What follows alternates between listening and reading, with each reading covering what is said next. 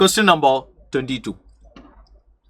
Question എടുത്തിരിക്കുന്നത് electro chemistry എന്ന് പറയുന്ന ചാപ്റ്ററിൽ നിന്നാണ്. നേൺസ് ഇക്വേഷൻസ് എന്ന് പറയുന്ന ടോപ്പിക്കിൽ നിന്നാണ്. Consider the following redox reaction taking place in acidic medium. ഒരു റിയാക്ഷൻ തന്നിട്ടുണ്ട്. ഇഫ് ദ നേൺസ് equation for the above balance reaction എന്ന് പറഞ്ഞ് E cell is equal to E0 cell minus RT by N of ln Q, and the question is what is the value of N? N എത്രയാ? What is N? N എന്ന് പറയുന്നത് it is A number of electron transferred in A redox reaction അല്ലെ.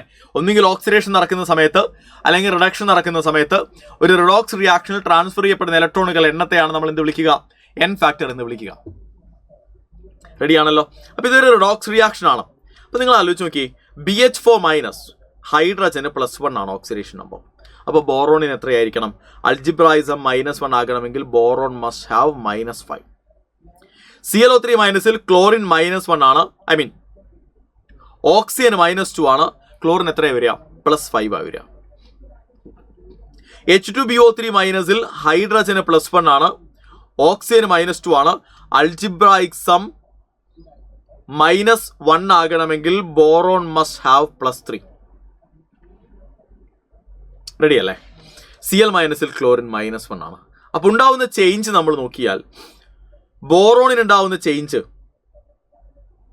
-5 നിന്ന് +3 ready അല്ലേ? So oxidation number increases by 8. Oxidation നമ്പറിൽ ഉണ്ടാവുന്ന increase 8-ൻ്റെയാണ്. ക്ലോറിൻ്റെ കേസിൽ സംഭവിക്കുന്നത് +5 നിന്ന് -1 സോ ഇറ്റ് ഡിക്രീസസ് ബൈ 6. അപ്പോൾ ഇൻക്രീസസ് ബൈ 8-ഉം ഡിക്രീസസ് ബൈ 6-ഉം ആണ്. രണ്ടും ഈക്വൽ ആണോ? അല്ല. രണ്ടും ഈക്വൽ ആക്കാൻ നമ്മൾ എന്ത് ചെയ്താൽ മതി? രണ്ടും ഈക്വൽ ആക്കണമെങ്കിൽ ഇവിടെ *4 ചെയ്താൽ മതി, ഇവിടെ *3 ചെയ്താൽ മതി. സോ രണ്ടും 24 മാറും. ദാറ്റ് മീൻസ് ഓക്സിഡേഷൻ നടക്കുന്ന സമയത്തും റിഡക്ഷൻ നടക്കുന്ന സമയത്തും 24 ഇലക്ട്രോൺസിന്റെ ട്രാൻസ്ഫർ ആണ് നടക്കേണ്ടത്.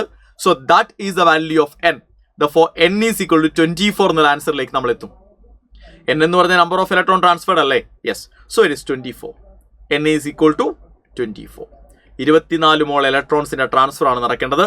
The value of N is 24. നല്ല ചോദ്യമാണ്.